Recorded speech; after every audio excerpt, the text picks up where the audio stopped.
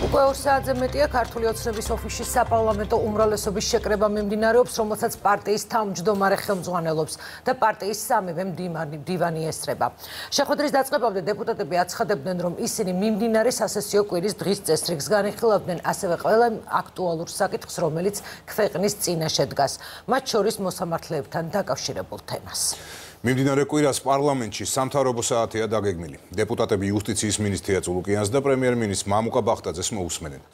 დასრულდა თუ არა შეხვედრა სოფო ბერიძეს ვრთავთ ახლა პირდაპირ ეთერში ქართული ოცნების ოფისიდან.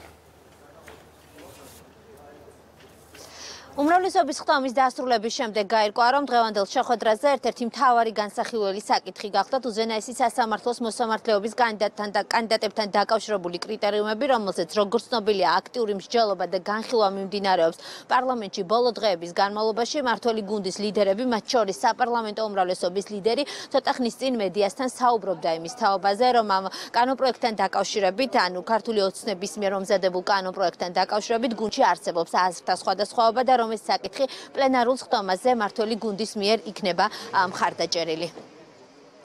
საბოლოო განხილვა შედგა სასამართლოსთან დაკავშირებულ ჩვენს კანონპროექტზე და მინდა გითხრათ, რომ სესიაზე ექნება უმრავლესობის მხარდაჭერა ამ კანონპროექტს, შესაბამისად ჩვენ მივიღებთ ამ კანონპროექტს აუცილებლად, ვინაიდან მასში ყველა ის ძირითადი პრინციპი, რა მოთხოვნების ჰქონდა საზოგადოებას, როგორც მონაწილეობასთან, ასევე სიის ფორმირებასთან და შემდგომში პარლამენტში განხილვასა და კენჭისყრასთან დაკავშირებით არის გათვალისწინებული. თუ სუბიექტური ინტერესები არ გამოძრაობს და თუ რაიმე დამატებითი სპეკულაციის საგნად არ ხდის, შეუძლებელია უკვე ჩვენს მიერ წარმოქმნილ კანონპროექტთან დაკავშირებით იყოს რაიმე კრიტიკული შენიშვნები, ბუნებრივია გარკვეულ დეტალებთან დაკავშირებით, როგორც შეიძლება მეორე მოსმენის დროსაც თქვათ შეთანხმების საგანი გახდეს და აქ შესაძლებელია ყოველგვარი საუბარი კამათიც კი მათ შორის, მაგრამ პრინციპებზე ჩვენ ვართ შეთანხმებულები, აქედან გამომდინარე გუნდი უკვე ერთხმად უჭერს იმ კანონპროექტს მხარს, რომელიც ჩვენ წარმოვადგინეთ.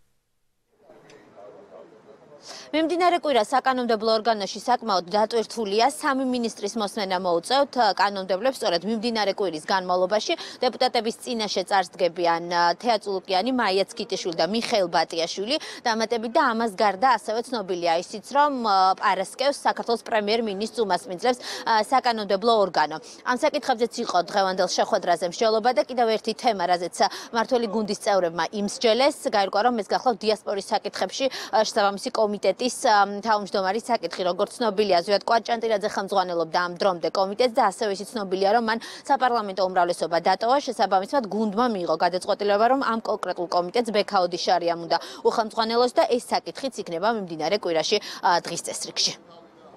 ამ კვირაში 3 მინისტრის წარსდგება სხვადასხვა დროს პლენარულ ხტომაზე და ასევე პარასკევს, ვინაიდან ეს არის თუ ის ბოლო პარასკევი, ინტერპელაციის მექანიზმით პლენარულ ხტომაზე წარსდგება პრემიერ-მინისტრი მამუკა ბახტაძე. კომიტეტებს აქვთ შესაბამისი დავალებები, რომ მოემზადონ თემატურად ამ პლენარული ხტომებისთვის. ჩვენ ვიმსჯელეთ ასევე ერთ-ერთ საკადრო გადაადგილებასთან დაკავშირებითაც, საქმე ეხება დიასპორის საქმეთა კომიტეტს, ვინაიდან მისმა თავმჯდომარემ დატოვა უმრავლესობა, იცით თქვენ და სათანადო განცხადება გაკეთდა და ეს პროცედურულად გაფორმებულია.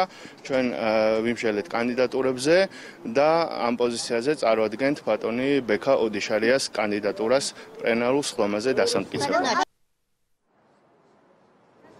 ეგრეთ წოდებული სამთავრობო საათი საკანონმდებლო ორგანოში მიმდინარე კვირას 4 შაბათიდან დაიწყება და პირველი მინისტრი, ვისაც დეპუტატები ამ კვირაში მოусმენენ, იუსტიციის მინისტრი თეა წულუკიანი იქნება. უმრავლესობის ხტომა პარტიის ცენტრალურ ოფისში უკვე დასრულებულია, როგორც გითხარით, 3 მთავარი საკითხი იყო, რაზეც საპარლამენტო უმრავლესობის წევრებმა იმსჯელეს, ეს გახლავთ უზენაესი სასამართლოს მოსამართლეობის კანდიდატებთან დაკავშირებული კრიტერიუმები, ასევე სამთავრობო საათი, როგორც გითხარით, და დიასპორის კომიტეტის ახალი თავმჯდომარის საკითხი. ბექა ოდიშარია, მმართველი გუნდის რჩეული და ეს საკითხი კენჭისყრაზე სწორედ მიმდინარე კვირას დადგება.